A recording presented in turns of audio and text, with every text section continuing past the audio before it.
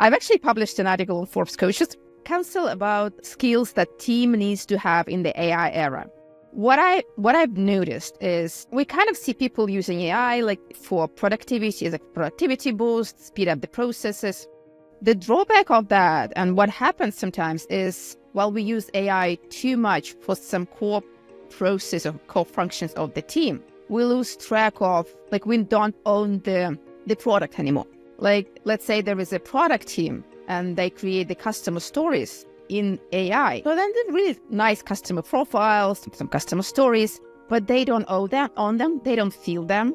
When AI creates backlog, again, they don't monitor it that hard. They are not engaged in the product as much as they used to be, because a lot of it is created by AI and not lived by a person. So it's not that we shouldn't be using AI. It's the thing is, like, be very cautious about when you use AI and what you do with the result of it. A fascinating conversation with Daria Rudnik about how to build self-sufficient teams that click. Daria Rudnik is an international team and leadership coach with 15 plus years of executive experience in people and organizational development. A former Deloitte consultant and chief people officer in tech and telecom, she supports businesses' growth by strengthening leadership and team effectiveness, especially in remote and hybrid environments. She serves on the board of the World Ethics Organization and founded Hydra AI, an AI coach for tech leaders. She's also the author of Clicking,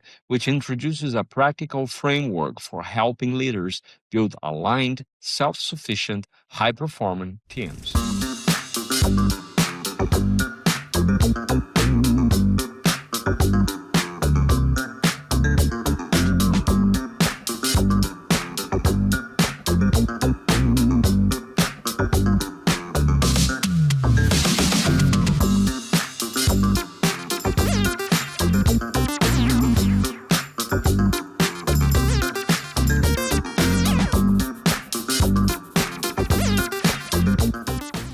Was Daria Rudnik by Daria herself. Thank you. Welcome. Thank you, Carlos. I mean, it's a great pleasure to be here and have this conversation with you. Thanks for having me here. Well, a little bit about myself. So my name is Daria Rudnik and I'm based in Israel. My background is actually in HR. It was in HR and organizational development. I started my career in Deloitte and then I moved to chief people officer roles, mostly in tech and telecom companies.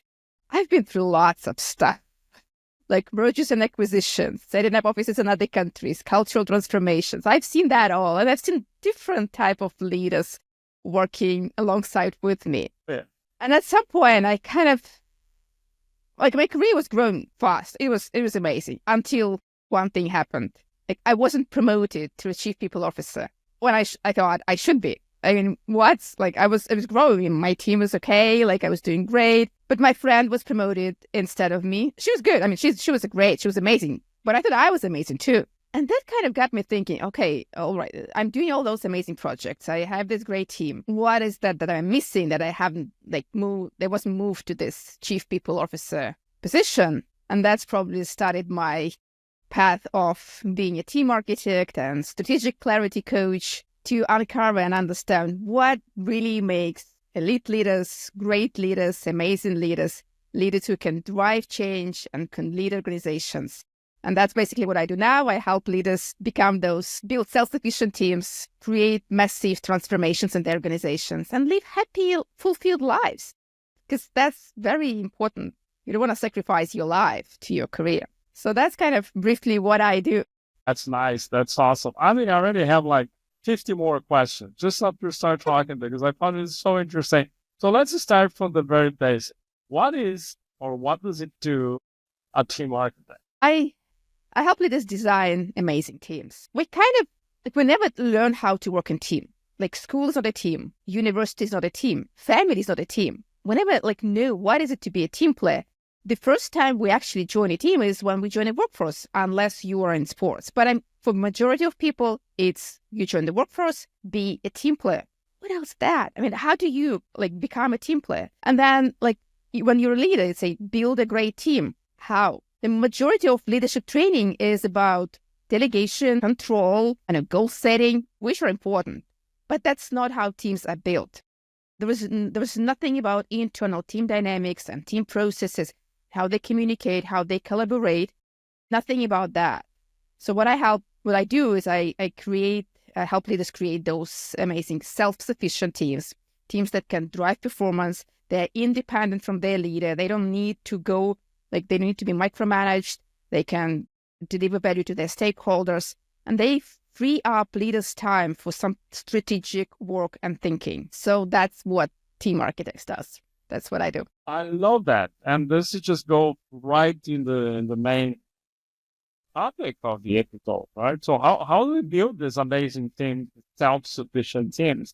And you also have like an addendum, that click, right? Yeah, How that's how right. do you do that? Well, usually we go through, there are 5 major pillars that you need to have in order to create this click team, self-sufficient teams. So the first one is obviously it's clear purpose. What is this team about? Like why it's not the functional, it's not the function of the team. It's not like it's marketing, there's the HR team. Why was this team created in the first place? What is the value you create? What's the purpose? The second thing is linkage or linking connections. That's about how team members interact with each other, how they communicate with each other, how the relationships are built. The big challenge, and that's why remote work is so hard, is because people don't have these connections between each other. They might have connections with their leader, but they don't interact with each other. So if you have a team, if you have a self-sufficient team, there need to be connections between team members. So they need to collaborate first and then go to the manager if they have some issues or want to confirm something, but their collaboration comes first. And the other thing is often overlooked is teams don't interact with their stakeholders, like the internal customers, people they create direct value for. It's the manager, and the manager goes, reports, asks questions, and communicates. But teams kind of stay behind the scene. What I'm saying is teams need to go out and talk to their stakeholders. They need to go out and talk to their internal customers. They need to go out and build communication with their partners within the organization, outside of the organization, anyone who helps them deliver great value. That's the second pillar, the linkage. The third one is integrated ways of working. So how are we working? What are the roles? What are the processes? How we interact, how we communicate, how often do we have meetings? What kind of meetings do we have? How we communicate offline, like online, things like that. The fourth one is collaborative decision-making. How do we make decisions as a team? And the fifth one is finally knowledge sharing and feedback. How do we learn as a team? How we request for feedback, how we give feedback to each other. So these are the 5 pillars: clear purpose, linkage, integrated ways of working together, collaborative decision-making, and knowledge sharing and feedback. So when you have that, you'll have your click team. Wow. So I'm just thinking about my own corporate experience, with diverse teams, in different places, different cultures, and in companies that I work with. Well, I'm just thinking about the statistics of having a self-sufficient team. You have that. You would have a wild guess from every 10 teams, how many would be self-sufficient? Just randomly select. There was a report I recently read, and it was not about self-sufficient teams per se. It was about how many teams exceed expectations or meet the expectations. Like they set their goals and they meet their goals, and they set their goals or they exceed their goals. And that's just about, 1/3 or something. It's just very, very low. Yeah, I don't think they reached the self-sufficient. I mean, one thing is meeting their goal, right? Like 33%. The other thing is just how actually do them by themselves without interference and getting the boss, the manager whipping, go do it, right? So it's just, yeah. So I think I was just thinking here, just like with my previous experience, 10 to 15%, 20% you have really great culture. So how much is this leadership effort versus culture of the company? I mean, I definitely understand that. I mean, the leader has to do the right thing to allow that, empower people, to foster all the communication channels, to let them, take risks, make mistakes, all that stuff, right? But how much is this a component of the culture? Because I think is it possible to create a self-sufficient team in a very toxic culture? I don't know. It's just back to you. What is your perception on this? Yeah, that's a great question. I've seen cases when leaders acted as a shield for their teams. They will not be self-sufficient teams because they will not go out and communicate with other teams in this organization because they are protected from this toxic culture. Yeah. They can kind of have this nice, warm, maybe even productive environment, but they're not reaching their full potential. So you can have a okay work culture in your team within the toxic organizational culture, but you can never have a self-sufficient, high-performing click team in this kind of environment, unfortunately. Maybe luckily, because the organizations need to change. They need to change. They need to stop having those toxic cultures, eliminate those. And it's possible to do that when you have an intention. It's hard, but it's possible. I like that. I like that a lot. That always brings hope. And hope is actually one of the things that team members expect from leaders, from recent Gallup research, right? That brings hope. It makes my heart warm. We still have hope in this corporate crazy world. So when you think about this framework, we know what a self-sufficient thing is, playing the 5, key areas, things we have to care about. How do you get like a non-self-sufficient or a very dependent or codependent or completely dysfunctional team into a self-sufficient? What are the macro steps, or what are the approaches, or each case is, case by case scenario? When you enter to help a leader or in a company to build a self-sufficient plan, so what's the first thing you do? How you get that thing, the ball rolling? Yeah, that's a great question.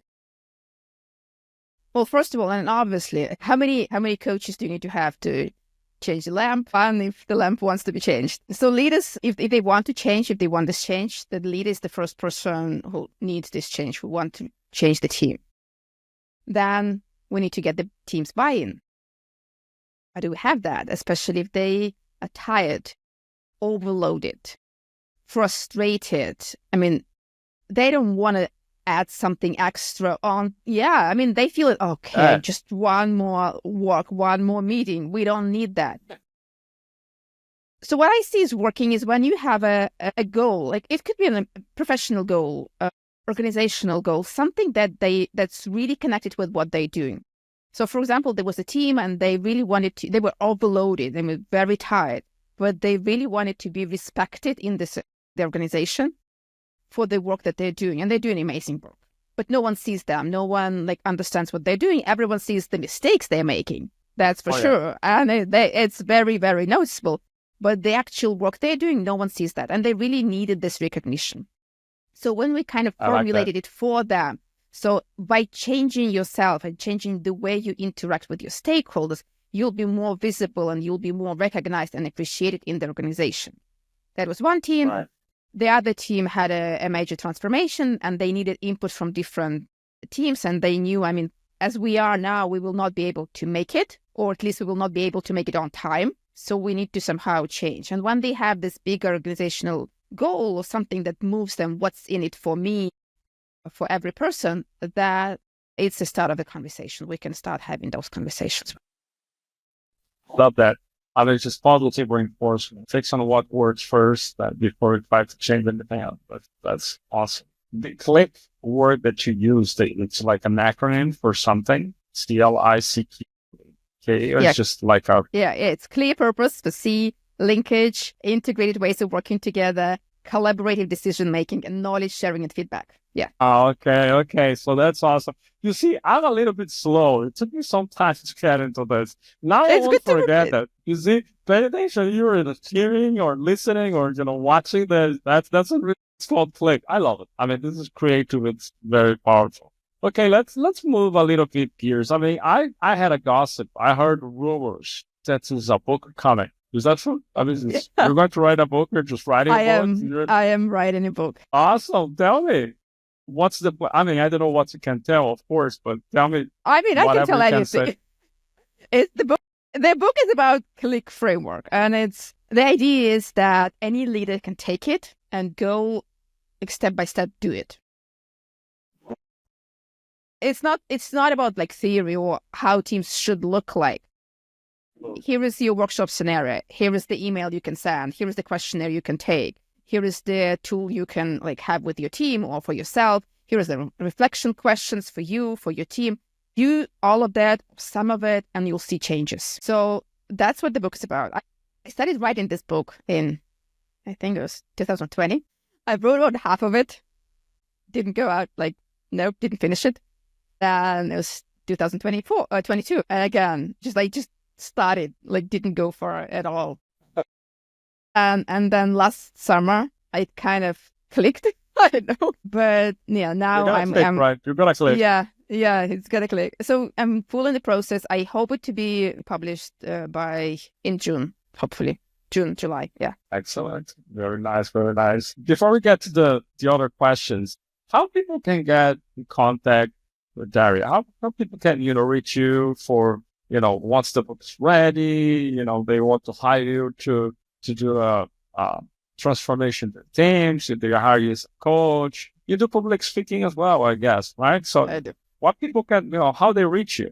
What's the best way? The easiest way to find me is on LinkedIn. I'm very active on LinkedIn. I'm very active in messages. You can reach out to me there. But if you really want to be in the loop of what's happening with the book, get some extracts, know when it's ready, sign up to my newsletter. I have my newsletter on my website. Just go there, newsletter, enter your email, and subscribe. So that's so how my friend, you're listening, you're watching this, just go right now, get the newsletter from Daria.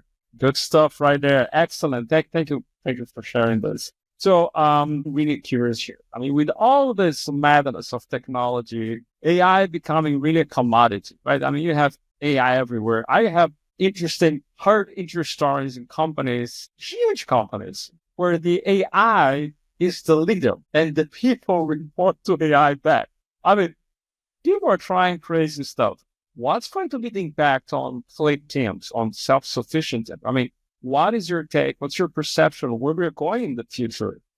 Because, I mean, we cannot ignore this. I mean, this thing is not leading. This is going to be here forever. And maybe we'll have emotion someday. Right now, it doesn't. I think that's a good thing for now. I don't know. So what's your take on this? AI is fascinating. We're living through it. It's fascinating. I mean, we were living through the change of how we work and how we operate and how we produce things. I've actually published an article on Forbes Coaches Council about skills that team needs to have in the AI era.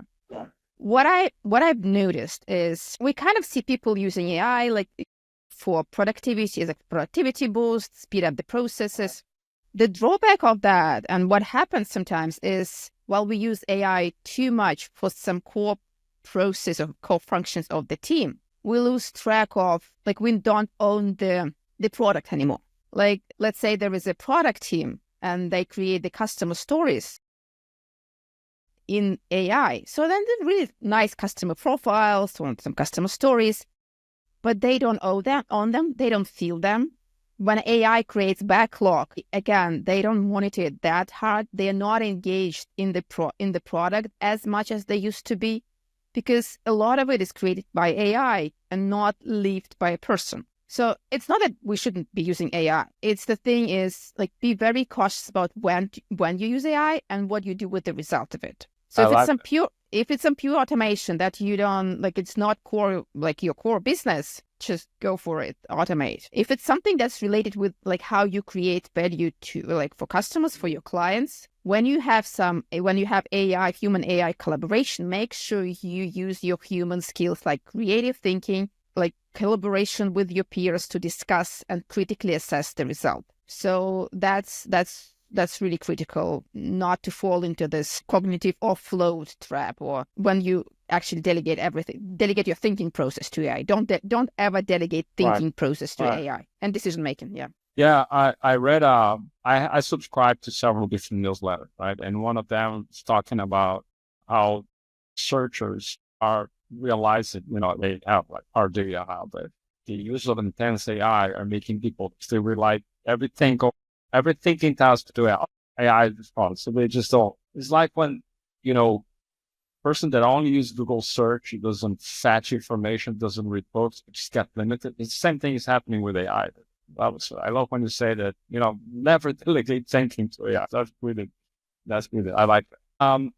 And what is your perception in the future of work? Right? This is something's being talked a lot since the pandemic. crazy thing. Oh, this is the new era. Everybody's going to be working remote. I knew that's never going to happen like that because people just got so obsessed with something, just forget history and stuff. When I was working with IBM and Motorola, it's really difficult to have distributed teams. I mean, this is not a new thing. Working from office was not for it. Cultural, time zone. There was always thing for decades, but it seems things are in a different way. It's a more pervasive. Not only big companies, but smaller companies, micro companies, medium-sized, all have those. So what is the perception that you have in an experience and what you're seeing, how this is evolving right now? Would you care to comment? Yeah. Well, first of all, I mostly work with remote teams and help them build their internal processes, remote and hybrid teams. I'm a big advocate for not remote, but I believe that the future work is flexible work. And flexible, I mean that people work from anywhere, like anytime. The only thing that matters is how they create value individually and as a team. So if you as a team agree on how you communicate, collaborate, and create value for your stakeholders, I don't care. No one should care when you work, how much you work, like how long hours. I mean, doesn't matter. Doesn't matter. This old perception of I see people working means they're producing something is gone. Like it's not going to work. The thing is that it's very, very hard to understand and to measure the outcome. So how do you know that the team is producing value rather than that they're spending 8 hours a day working? And that's where I think AI can be very, very helpful, because with AI, we'll have lots of data that can be analyzed, assessed, and that's how you can understand, okay, that's the value we're creating, that's how much time we need for that, how many people we need for that, what kind of skills we need for that. Create really flexible work environments when people can create value based on their skills and measured by their outcomes. So that's what I see as the future. That makes sense. I'm really aligned with that as well. That definitely makes sense. The same way internet helped us to connect with people, work in a completely different ways. A cell phone made us, on the move. AI is just allowing us to, it's the infrastructure to focus on really strategic things. I like that. I feel a lot. When going back to the construction or the making of self-sufficient teams using the Click framework, something we didn't talk directly was about the skills or the abilities, core competencies that the leaders require or need to practice in order to do that. As I understand, we teach leaders, coach leaders, mentor leaders so they can do that. Since a long time ago, I realized that we have problems when we don't have abilities and skills. Once we have skills, that problem doesn't exist. I cannot speak Japanese, so I have a communication problem if I go to Japan, right? Or try to communicate with a native speaker. Once I learn Japanese, and I don't have a communication problem anymore. So in that sense, what is the skill set that is required for leaders to not only build but sustain self-sufficient teams? I mean, that's a very interesting question. What I believe in is obviously, you can build any skills. You can build the communication skills, you can build like how you talk to your teams, how you facilitate discussions. But the most important thing is your attitude, is who do you see yourself? Like, who is the leader? Is the leader who drives this change or pushes pushes the team towards being self-sufficient? No, you cannot push a team to self-sufficiency. What you can do is create this space. And to create this space for team to evolve, you need to let go. You need to be able to let go and help them figure it out and help them make mistakes and help them go. Like, just let them go out and talk to people and let them talk and kind of come up with a solution by themselves. And there's not much skill of just being quiet. Just shut up. But it is hard. You kind of feel this push, and especially managers and organizations. There's so much pressure on leaders from everywhere. Like, every leadership guru on LinkedIn writes things like, leaders, you need to do this. And there were like a list of 10,000 items that leaders need to do. Oh gosh, yeah. Every single, yeah. It's hilarious. I need to do all of those things. How can I do that? No. Yeah. So the thing that they forget to tell us that these gurus actually have a pause time. It can stop time. So you actually had to do this. Oh, well, that was nice. That was nice. I'm just curious, I mean, from coach to coach, what is the thing that you enjoyed the most as a coach? What do you think it just makes your, eyes shine or heart beats faster or whatever, fancies you? Just like, that's why I love coaching. That's why I do coaching. That's why, that's just amazing. What is it for you, for Daria? Yeah. For me, it's not so much like big transformations that happen. It's kind of the small moments of revelation, like aha moments in the team, like when they talk to each other. There was recently a team, and like one of the team members said, I mean, to the leader, and they had this trust to discuss those kind of things. And they said, I'll freak out when you call me on the phone. And they, why? Like, why is that? And she said, I mean, I don't know. It's just kind of, why you calling it? Is something wrong? And he said, okay, I will text you before I call you and kind of tell you that's nothing to worry. It's just one update. It's easy for me on the phone to do it on the phone. And now like the person is not frustrated. Leader like does what suits them and everyone is happy. So those little things that really show me that I'm doing the right job. I mean, life of these people became easier. They became happier. It's good. Yeah, I like that.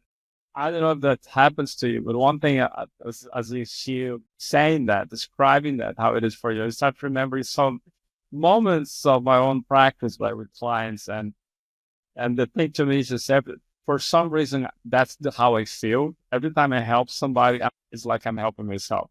I don't know if that makes sense, but that's the feeling that I have. The more people I help, the better I feel about myself. It's like, okay, I don't know, something that I need to work with my therapy, but it's just something like I feel that I have a better reason to be here. But yeah, that's why well. And there's so much to learn from, there's so much to learn from people like we coach. And many, they're amazing people. Just so wonderful. Yeah, it's just entire frameworks are born on those sessions. Just amazing. Just like, and I found it interesting, the things that, we engage in a lot of online conversation, right? Remote work as well. And I talk with a lot of people, face to face, but also online. And it's interesting to me when sometimes that a theme appears. And in the last 7 days, on Friday last week, on today, we're recording this on a Thursday, you're the second person that tells me that one important thing is to let go.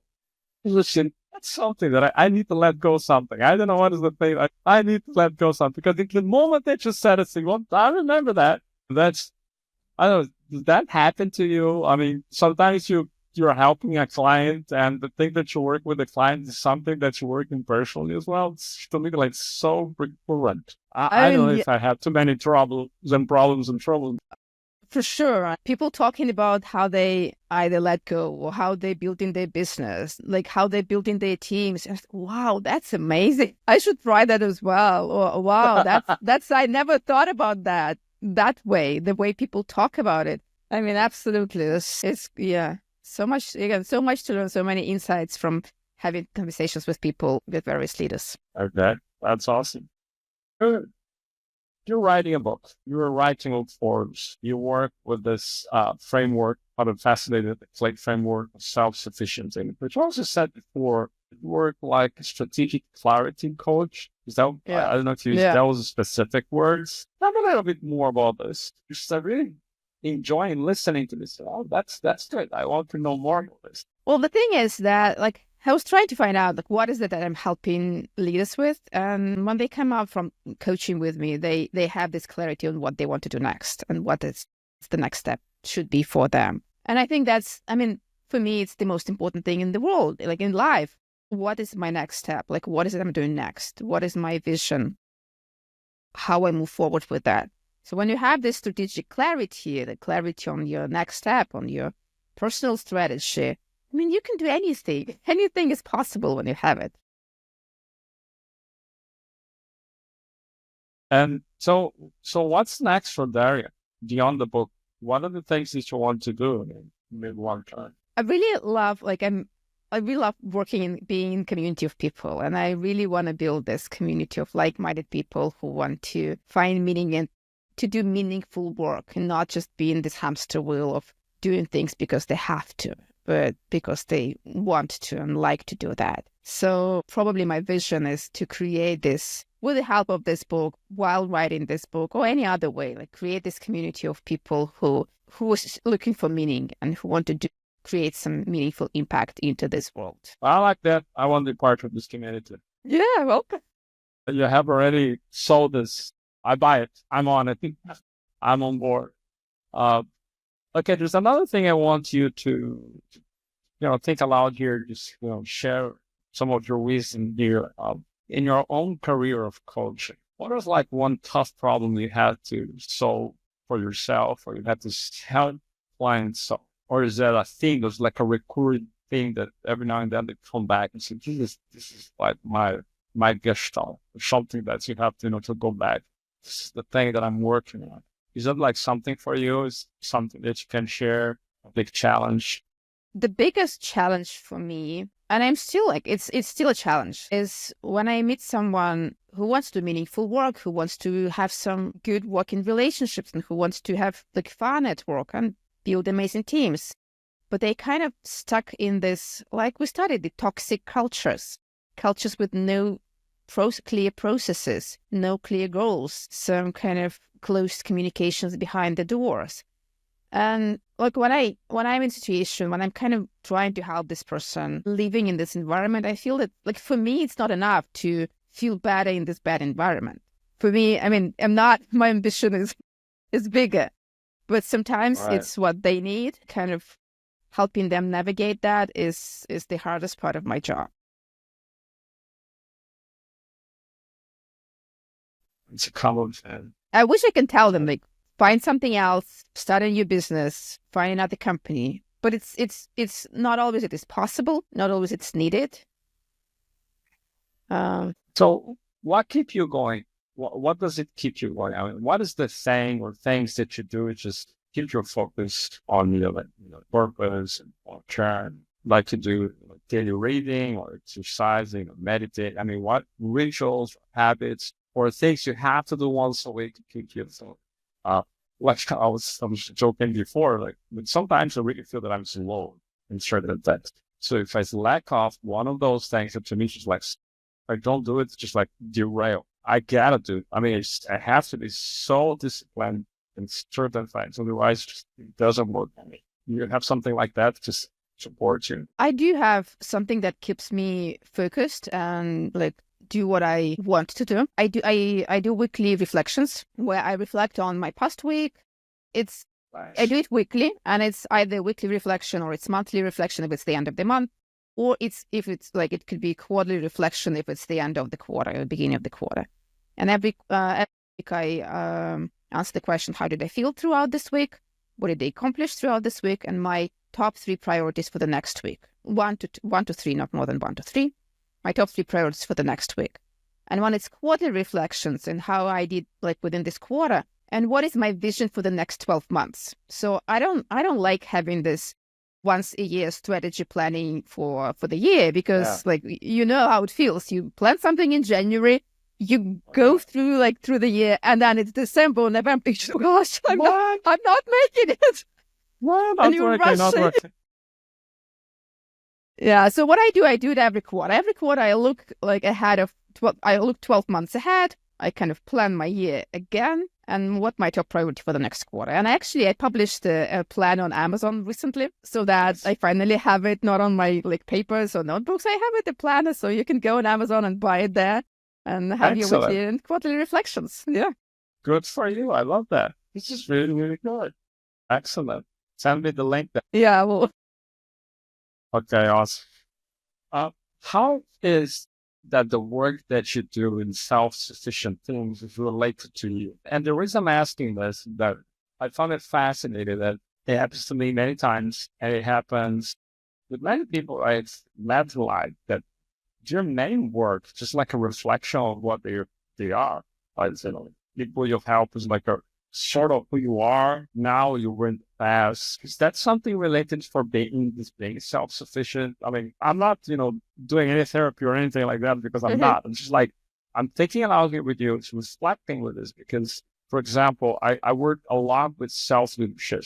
My most recent book is in self-leadership, and it's the basis to help leaders to become better leaders. They have to work themselves first. So to me, it's, I mean, and the whole thing came out from in my life as analyzing my life and the things they were doing without knowing that I was doing. So is that something that it is like for you, like, working with teams, play, or some of the principles behind, like a reflection of who Daria is? I mean, to be honest, I never thought of it, but once you ask, I kind of like think back when it all started. And I think it started when I was, like, again, I was working in HR, working in people development, building my career. And I defined my mission then is to help people feel great and fulfilled at work by doing what they can do best. And for me, it's about happiness and work and kind of doing a meaningful work. But I also do realize that we're not doing it by ourselves. We need other people to work together, to like go along this path together. And so I think that the biggest value organizations have, and the biggest assets they have, is not individual humans or experts, is how those people work together. And when they work together, they can be happy at work and create this value and make this world a better place. Because when you're happy, your family is happy, your friends are like, see you happy, and it also helps them to find what they have. You create amazing products that help your customers. You pay taxes, you build support community. Everyone wins. It's a win-win-win situation when we are happy and work and create great results together. I just saw a post recently that 89% of the companies believe when the people are happier, they produce more. This positive psychology movement, all that stuff. But yeah, I really enjoyed this conversation. This is just really nice. Is there anything that I should have asked you and I haven't, that just like to be asked that I didn't? Or well, I think we talked about teams, we talked about AI, we talked about like big things like mission and strategies. So, I mean, thanks for asking those questions. They kind of helped me reflect and like understand better what I'm doing and why I'm doing that. That was great. Yeah, I'm coach, sort of. That's sort of the way I think as well, right?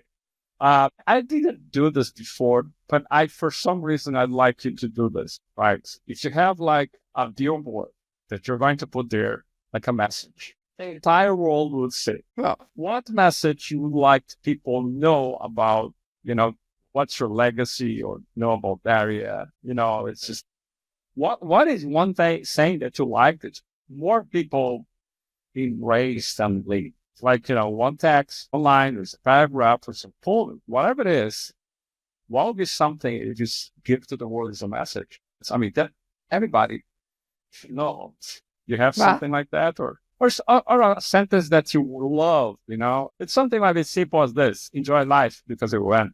Whatever. It's just something that say is love what you do, finding joy in anything that surrounds you, any activities that surrounds you. When you love what you do, you can do more things you love. So if there was a billboard, I would say love what you do.